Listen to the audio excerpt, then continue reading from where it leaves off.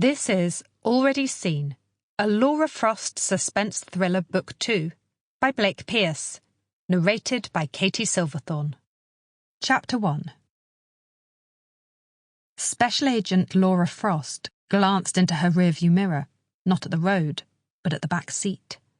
At the 6-year-old girl who was sitting there, strapped in and looking both brave and terrified at once. The light of the sun flashing through the window played over tear stains on her cheeks, but her eyes were wide now, and she sat silently, her own arms wrapped tightly around herself. Laura bit her lip, concentrating again on the road ahead. She'd made a big mistake. But then again, there was nothing else to do.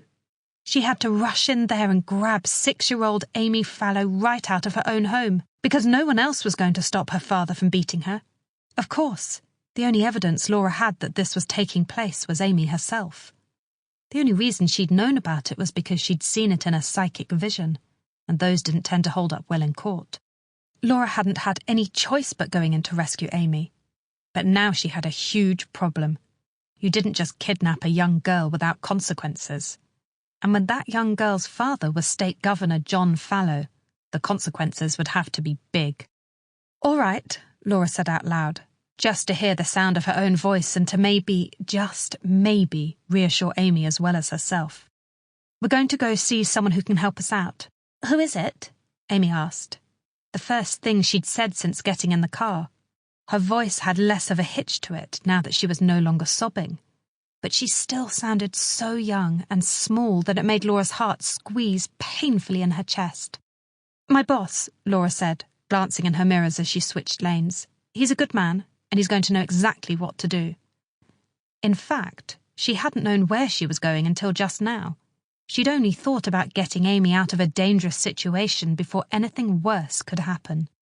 The vision she had seen had been heartbreaking, and she knew that it probably wasn't the first time Fallow had laid into his daughter.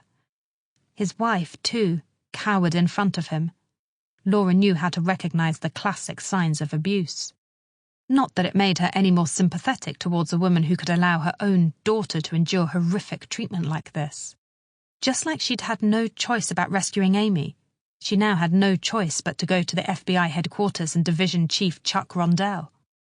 The governor would call in the kidnapping of his daughter, the second in as many months, and send the whole state's worth of law enforcement after her. She had threatened him not to do so, but she was under no illusions. A man like that wouldn't just let his daughter escape his clutches with no consequences. The only way this didn't end with Laura in prison. Sample complete. Ready to continue?